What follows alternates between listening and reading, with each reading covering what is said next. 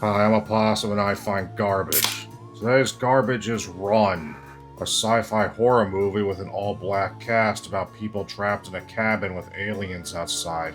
And it might actually be the worst movie I've ever seen in a theater.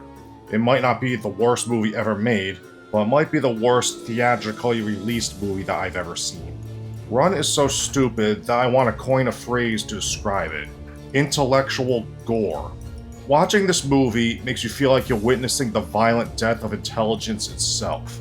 Like a monstrous personification of stupidity is gleefully and spitefully mauling the very concept of coherent thought, utterly destroying it and ridding the world of all wisdom, leaving it eternally in the darkness of incompetence and buffoonery.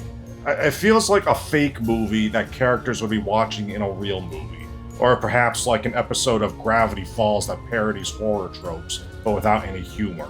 Before I get into it, since there's hardly any images or videos from this movie on the internet at this time, and the trailer doesn't show much, I'm gonna rely on AI videos for the visuals, because Google made Veo free for the first month, and I'm gonna take advantage of it. If you got a problem with that, kindly blow me. So our protagonist, a woman named Mel, gets cold feet on her wedding day and calls it off. And then she and her friends decide to go spend a weekend at this cabin in the woods. One of her friends tells Mel's fiance, Andre, to forgive her, and he casually mentions that she punched him in the face and they laugh about it. So right off the bat, we've established that our protagonist is a domestic abuser, and the movie makes light of male domestic violence victims, so we're off to a great start. Before they leave, the girls sit around and just talk, and it takes like 5 minutes when they get to the point that they're going on this trip to the cabin. And there's a bunch of stock footage of traffic jams, and we got a scene of them sitting in the car with green screened windows. The scene is entirely pointless. They don't say or do anything important in this scene. I'm sure it only exists because the distributor told them they needed to make the movie a minute longer. Then they get to a gas station, and the only reason the scene exists is to establish that they're buying a ton of hard liquor, which will be important later, but the scene goes on for like 6 minutes for no reason, filling up time with pointless yammering. And that's another thing. The movie is almost nothing but people screwing around and talking, and what they talk about is almost entirely irrelevant 90% of the time. They'll spend like 30 seconds talking about getting chips at a gas station just to fill up time. And to make matters worse, just about every scene is people sitting and talking with no regard for blocking. Every scene is people sitting in chairs and talking, or sitting on a couch and talking, or sitting at a table and talking, or sitting in a car and talking, filmed in simple shot reverse shot, talking head fashion. Close up of one character, cut to close up of other character, repeat until they're done talking, then move on to the next scene and do it all over again. It's like a soap opera. Oh, but they try to make the talking scenes more cinematic by using a dolly track to make the camera slide back and forth. Just about every shot has the camera making an unmotivated slide from side to side, which adds nothing.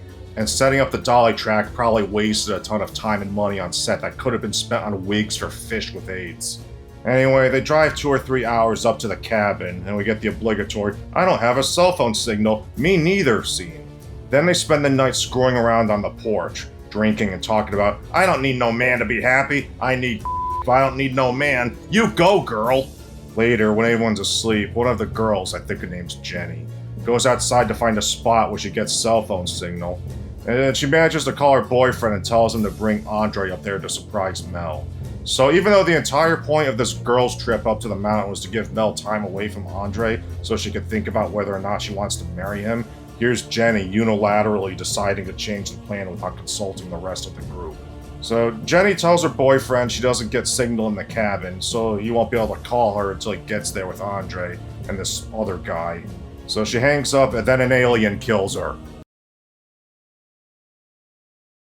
The next morning, the girls see on the TV a generic fake movie news channel talking about alien spaceships showing up all over the world, and they realize Jenny's missing. So they look for her in the woods and find her mutilated corpse and panic. One of the girls gets in the car, but then an alien comically rises up from the bottom of the window like a puppet. And this is the reveal of what the aliens look like in broad daylight, and we can clearly see they're just dudes in foam rubber suits. The alien punches through the glass, but then the woman escapes, and then they all run into the cabin. And I should mention that this is actually a cabin mansion with giant windows, which the girls never think to board up, and which the aliens never think to break, at least not until the climax of the movie when the plot decides that's when they should. So it's not like the cabin from the Evil Dead movies. It might actually be the worst possible location they could have picked for a horror film. So the aliens just run around punching and throwing people. They don't do anything smart, they just act like animals, roaring and making clicking sounds. And they don't even have weapons. They traveled however many light years to Earth in these bad CGI spaceships, and their plan was just run around punching everyone. At least evil alien conquerors gave their invaders swords. Speaking of CGI, there's not a lot in this movie, but what little there is looks terrible. The spaceships look like a stock element that was bought from some asset library. Fires look like drag-and-drop plug-in effects for After Effects. It's like an Asylum movie, and when you see it, it's hard to believe that it's a theatrically released film and not a Tubi original.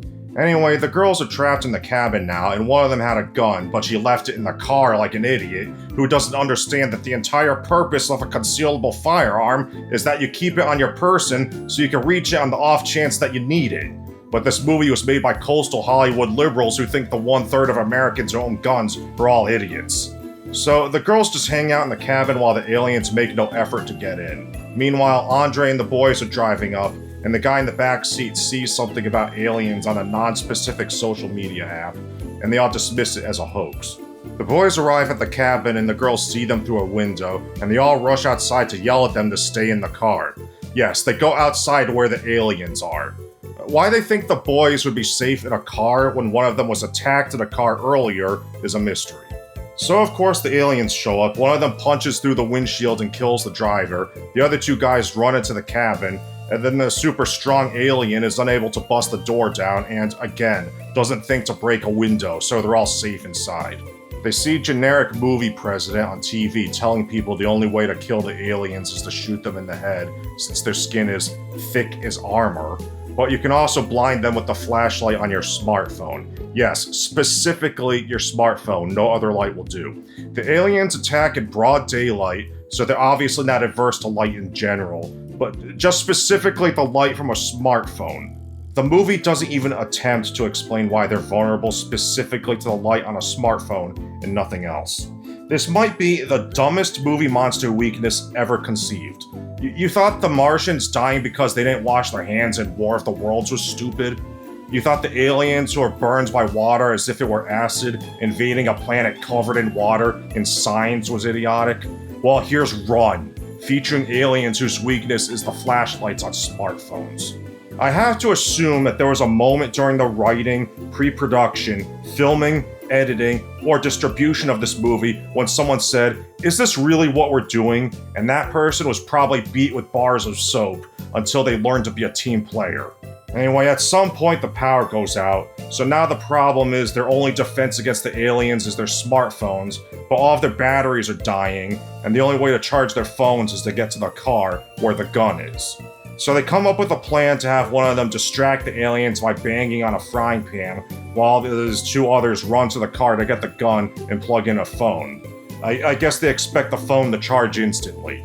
One of the girls and one of the guys run to the car, the guy grabs the gun and stands outside shooting at the aliens while the girl plugs in her phone. But it turns out there's an alien inside the car with her.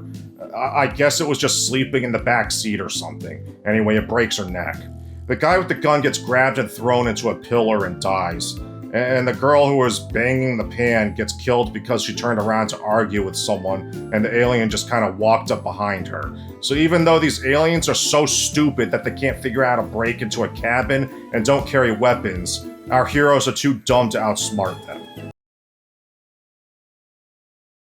The people who are still alive lock themselves in the cabin again, then later that night, they get an emergency broadcast on one of their phones despite it being clearly established as a plot point earlier that they don't get reception up in the mountains. So I guess whether or not their phones work at any given moment just depends on the needs of the scene.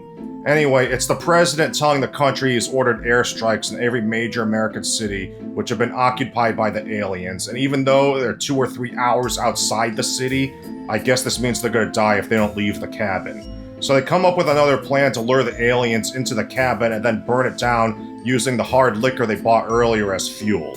So they make a bunch of Molotovs, not to throw, but just to leave around the house. Mel goes down to the basement for reasons I can't remember. An alien gets in the cabin, and we get the horror gag where she's hiding in the dark and turns around and the alien is right there in her face. This is the one and only time the smartphone light thing comes into play. You know, if they never mentioned it earlier and she just blinded the alien with her light because it was dark and it was like right in the alien's face, it wouldn't seem so stupid because I would just assume it was because the light was bright and any bright light would have that effect. But it's the fact that they go out of their way to tell us that specifically smartphone lights that are the alien's weakness. But I don't want to harp on this. So anyway, Mel momentarily blinds the alien with her smartphone light, then runs upstairs, and then the aliens come bursting in through the giant windows. They could have done that at any time, but they just didn't because the plot needed them not to until now. If the reason something does or doesn't happen in your movie is because the plot said so, that just makes me think you went with the first draft because you were too lazy to revise the script. I find that disrespectful.